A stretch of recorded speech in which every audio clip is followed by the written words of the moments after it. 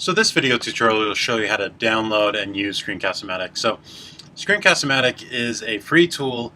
There are lots of different types of screencasting tools. I find the screencast is probably the best or most robust of them all. And here on their homepage they kind of compare the free features to the pro features. What I love about the free features is you can make a 15-minute recording, and the pro feature it just says make longer recordings.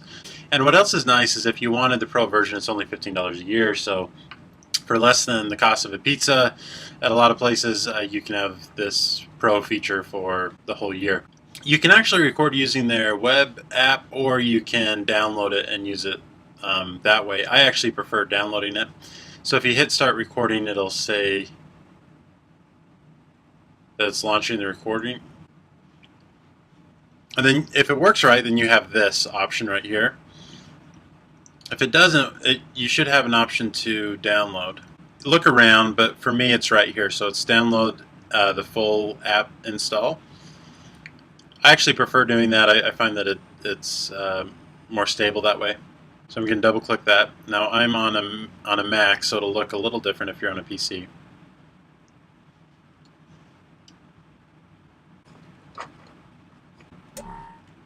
So I've now downloaded that in my application, so if I click on that, should see screencast. Yeah, so here it is. I have an older version now. I have 2.0. So I'm going to go ahead and open that. Yep. So now it'll remind me that I can purchase a pro version if I want. I'm just going to go to the free recorder. Okay, this is what I really want to show you. This is kind of cool. So I can click and drag whatever size I want. Whatever is within this rectangle or square is going to be what the video records. So you'll see that I can do just the screen. I can record just my webcam if I wanted to. So hi everybody. I can do that, or I can do both. I'm going to do both just for fun. And then right down here I can hit record. So now I can just talk and do what I wanted to do. Let's say I wanted to get rid of this. People will see whatever I'm doing on the screen and through my webcam. And then when I'm done, I'll just hit pause. Oh, one other feature I wanted to show you is depending on what you click here. So I can have the main portion of the video being a webcam, or I can hide the webcam completely, or I can click here for the webcam in the bottom right. Looks like I can even move that around. I wonder if that would show up in the video. You'd have to play around with that, but that's a nice feature too. So let me just try it. So here I am moving this around, and now I'm in the middle, and now I'm hidden. Okay, so let's see if that worked. So now I can hit play to kind of preview it. So it doesn't look like I was able to just move this screen around. It looks like it kind of stays in the bottom right. So if you're doing something, you don't want to cover that real estate up on your desktop. But I'm going to be done with this, so I'm going to hit done. And then it gives me some options. It says I can upload directly to YouTube. I can upload a screencast. What I typically do is just save it as a video file. If I upload it directly to YouTube, sometimes there's a bug there and it doesn't upload quite right. So I'm just going to save as video file.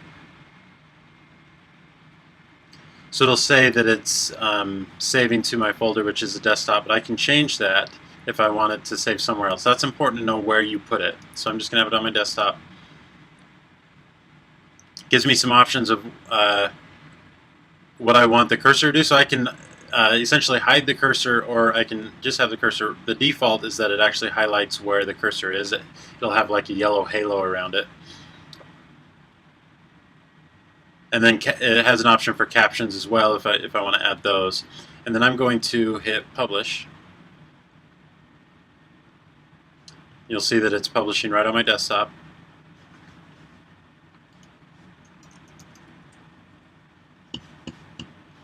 So I'm going to be done with that. So now if you go to youtube.com, you can actually take that file and upload it to YouTube and then use it there. But what you'll need to do to share it with your students, it needs to be hosted somewhere. So I typically just use YouTube. Some people don't want to do that. I find it the easiest thing to do. So if I go to YouTube and I just hit upload,